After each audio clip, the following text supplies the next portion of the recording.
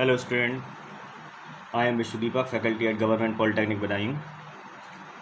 आज हम mechanical operation and solid handling में जो आपका सब्जेक्ट है मॉस mechanical operation and solid handling में आज हम बात करेंगे प्रॉपर्टीज़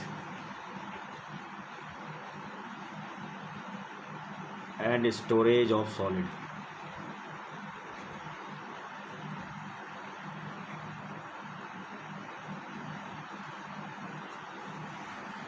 तो क्या होता है, जो आपकी सॉलिड्स होते हैं वो आपके फ्लूइड की तुलना में उनको हैंडल करना ज़्यादा डिफ़िकल्ट होता है। तो यहाँ लिखेंगे आप सॉलिड्स को फ्लूइड की अपेक्षा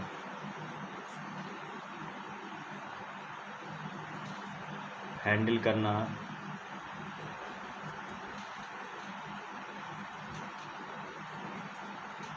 टफ होता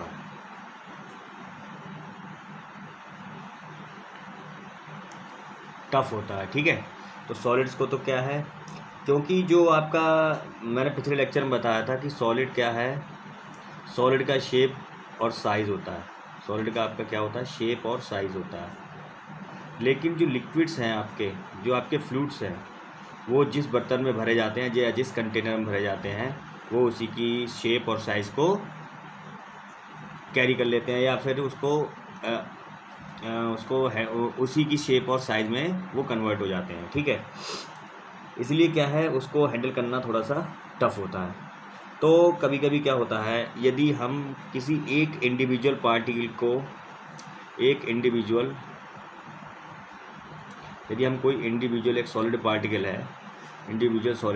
है, यदि उसकी हम प्रॉपर्टी पता लगा लेते हैं तो जो बल्क में होता है उसकी प्रॉपर्टी भी हम क्या कर लेंगे, फाइंड आउट कर लेंगे।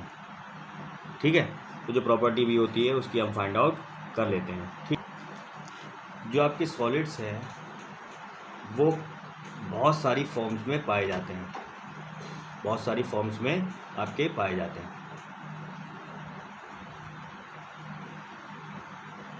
ठीक है। ये आपके क्या होते हैं, सॉलिड जो मिलते हैं आपको, स्फेरिकल, ठीक है, क्यूबिकल, रेक्टेंगुलर,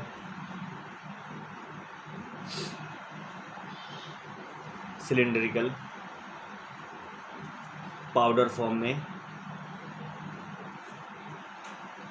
ETC इत्यादि आपको कई सारी शेप में मिल सकते हैं। जो आपके क्या हो सकते हैं, आपके सॉलिड्स आपके कैसे कैसे हो सकते हैं, आपके सॉफ्ट भी हो सकता है, ये आपको हार्ड मटेरियल मिल जाएगा। ठीक है, हार्ड और टफ, रबड़ी स्टेज में मिलेगा आपको, कोई रबड़ी स्टेट है उसमें मिल जाएगा। फ्री फ्लोइंग मतलब ईजिली आपका फ्लो होने वाला, फ्री फ्लोइंग या स्टिकी आपका, ठीक है, उस तरीके की फॉर्म में आपको मिल जाता है। तो यदि हम क्या करें, यदि हम इसकी जो सॉलिड्स हैं, यदि उसकी जो कंपोजिशन है आपकी, उसकी कंपोजिशन कैसे बने हुए हैं, उसका साइज़ और जो शेप है, यदि उसकी हम स्टडी कर लें तो हमारे लिए क्या हो जाता है, सॉलिड की प्रॉपर्टी को फाइंड आउट करना आसान हो जाता है। जो पार्टिकल का आपका साइज़ और शेप होता है, पार्टिकल का साइज़ और शेप के कारण क्या होता है, कोई भी पार्टिकल है उसके साइज़ और शेप के कारण क्या है, जो सरफेस एरिया पर यूनिट वॉल्यूम का रेशियो होता है, सरफेस एरिया पर यूनिट वॉल्यूम का जो रेशियो होता है वो आपका अफेक्टेड होता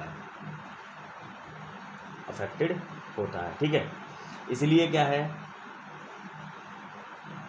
इसलिए हम ये चाहते हैं कि जो आपके जो आपके जितने भी रेगुलर पार्टिकल हैं,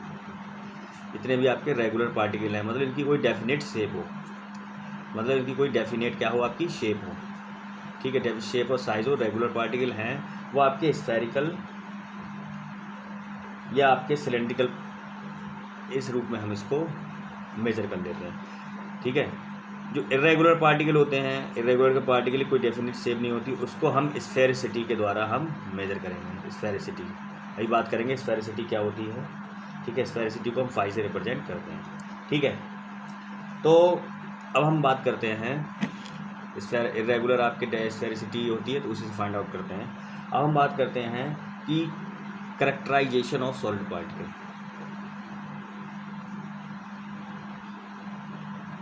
कैरेक्टराइजेशन ऑफ सॉलिड पार्टिकल। अब उनका क्या करेंगे हम, कैरेक्टराइजेशन करेंगे सॉलिड पार्टिकल का। तो इसमें पहला टर्म आता है पार्टिकल शेप एंड साइज। कि जो पार्टिकल है आपका उसकी शेप और साइज क्या होती है।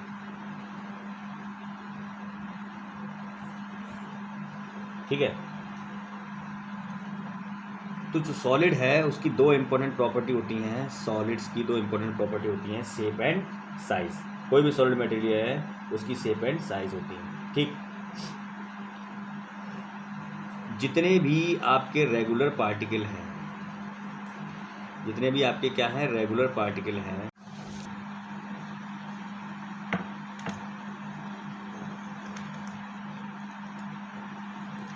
जितने भी आपके जो रेगुलर पार्टिकल्स होते हैं उनमें क्या है, यदि हम सिंगल मेजरमेंट करें, केवल एक ही मेजरमेंट अगर यदि हम करें, तो यदि हम सिंपल मेजरमेंट से हम क्या कर सकते हैं, कोई भी अगर रेगुलर पार्टिकल है और उसका हमने सिंगल मेजरमेंट किया तो उससे क्या है, जितना आपका क्या है जो आप वो क्या करेगा, कंप्लीटली डिफाइन कर देगा पार्टिकल को कंप्लीटली डिफाइन कर देगा।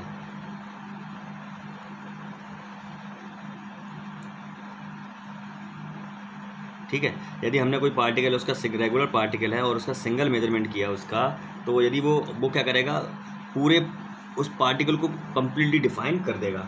जैसे मान लीजिए यदि आपका कोई स्फेयर है, ठीक है, यदि आपको उसका डायामीटर पता है, यदि स्फेयर है उसका डायामीटर पता है, तो आपको उसका सरफेस एरिया का जो फॉर्मूला है आप उससे ईजिली कैलकुलेट कर सकते हैं। ठीक है, क्योंकि आपने क्या किया, केवल एक सिंगल मेजरमेंट किया, केवल उसके डायामीटर को ही मेज़र किया, सिंगल मेजरमेंट किया, केवल आपने उसके डायामीटर को स्फेयर के मेज़र किया, जिसके कारण अब वो पूरा क्या है, आपके कंप्लीट जितना भी पार्ट स्फेयर होगा उसको आराम से डिफाइन कर देगा। अब मान लीजिए आपके पास कोई क्यूब हो गया, तो क्यूब है, अगर यदि आपको उसकी साइड लेंथ पता है, अगर आपको पता है, तो आप क्या करेंगे, आप उसको ईजिली कैलकुलेट कर सकते हैं, जिससे आप उसके वॉल्यूम, उसका सरफेस एरिया आप ईजिली कैलकुलेट कर सकते हैं।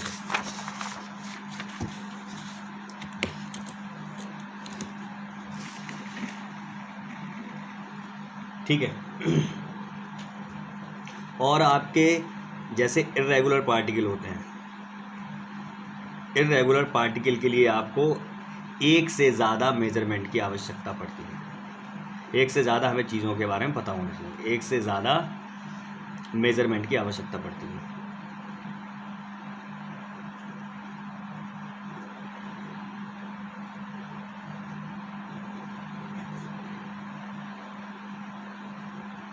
ठीक है, तो आपको क्या है, एक से ज़्यादा मेजरमेंट की आवश्यकता इसमें पड़ेगी जो इर्रेगुलर पार्टिकल है। ठीक,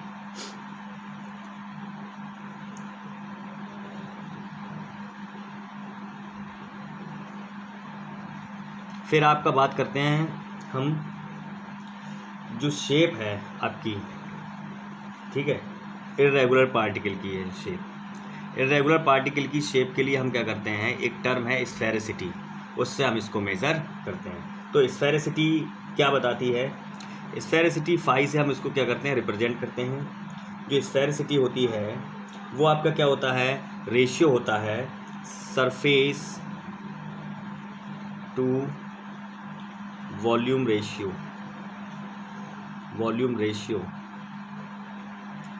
of sphere of diameter dp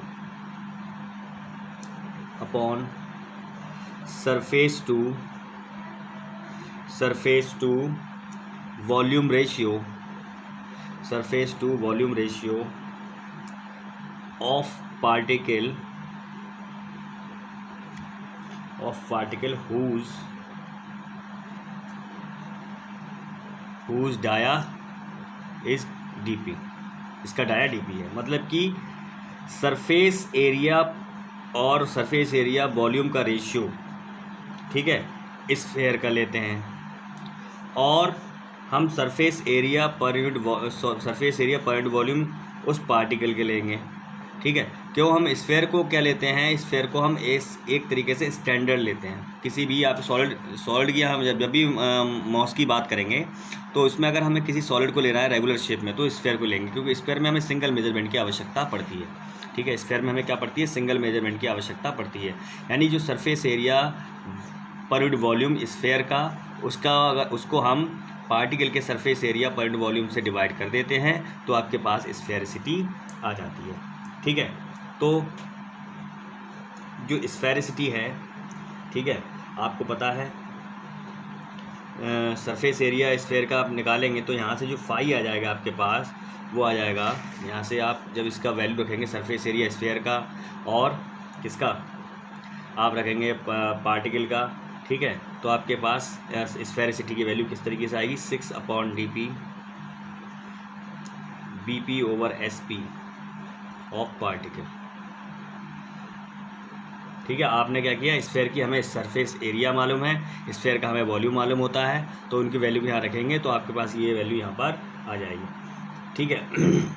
क्योंकि सरफेस एरिया क्या होता है, सरफेस एरिया अगर स्फीयर की बात करेंगे तो क्या होता है dp² और वॉल्यूम क्या होता है स्फीयर का 1/6 πdp³। तो इसे अगर हम इसको सॉल्व करेंगे तो ये आएगा हमारे पास। जैसे स्फीयर है, ठीक है, स्फीयर की अगर बात कर रहे हैं तो स्फीयर का सरफेस एरिया पर यूनिट वॉल्यूम की वैल्यू क्या आएगी, ये जो सरफेस एरिया होता है वो πdp² होता है, ठीक है, और आपका जो वॉल्यूम होता है स्फीयर का वो 1/6 πdp³ होता है, ठीक है, πdp³। तो जब इसको सॉल्व करेंगे आप, जब सॉल्व करते हैं तो आपके पास वैल्यू आती है 6/dp। तो आप SP/BP को 6/dp से रिप्लेस कर देंगे, ठीक है। तो हमेशा ध्यान रखिए जो स्फेरिकल पार्टिकल होते हैं, जितने भी स्फेरिकल पार्टिकल है आपके, स्फेरिकल पार्टिकल के लिए जो स्फेरिसिटी की जो वैल्यू आती है वो हमेशा 1 के बराबर आती है, ठीक है। यदि आपका कोई क्यूब है, यदि आपके पास कोई क्यूब है तो उस केस में जो स्फेरिसिटी की वैल्यू आती है वो आपकी 0.81 आती है, ये स्टैंडर्ड वैल्यू है, ठीक है। आपका कोई सैंड है, सैंड पार्टिकल है, रेत है आपके पास सैंड पार्टिकल, तो उस केस में जो स्फेरिसिटी की वैल्यू होगी वो 0.9 होती है, ठीक है। तो इस तरीके से बहुत सारे आपके पास जो शेप हैं उनके सबकी वैल्यू अलग अलग होती हैं, ठीक।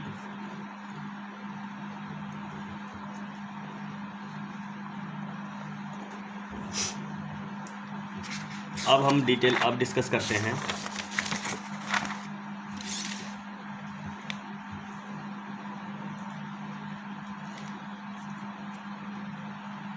अब क्या है, अब हमें यदि हमें क्या करना है, जो वॉल्यूम है, ठीक है, वॉल्यूम को हम जब भी हम सॉलिड के वॉल्यूम को कैलकुलेट करेंगे वो हम करेंगे किससे, फैक्टर होगा volume shape factor. Volume shape factor से क्या करते हैं हम, पार्टिकल के वॉल्यूम को हम कैलकुलेट करते हैं, ठीक है। क्योंकि आपको पता है कि जो वॉल्यूम होता है, ठीक है,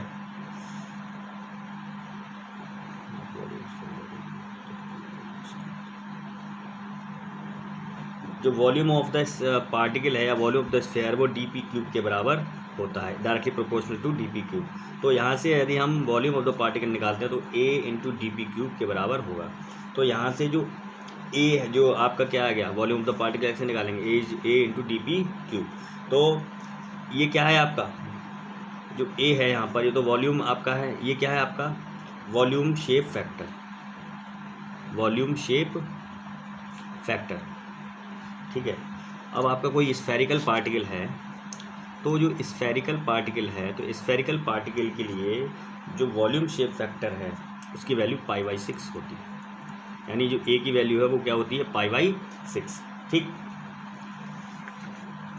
यदि हम वॉल्यूम शेप फैक्टर, ठीक है, यदि हम स्फेरिसिटी का क्या ले लें, उल्टा ले लें, मतलब कि क्या करें उसको एक तरीके से रेसिप्रोकल ले लें उसको, तो ये क्या बन जाता है आपके पास φs, मतलब कि ये बन जाता है सरफेस शेप फैक्टर,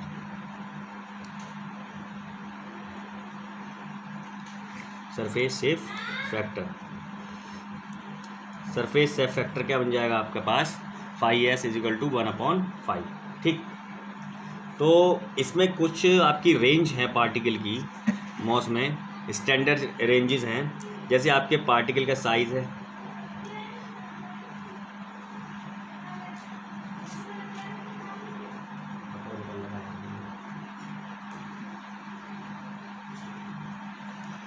जैसे आपके कुछ पार्टिकल के साइज़ हैं और उनकी यूनिट्स हैं।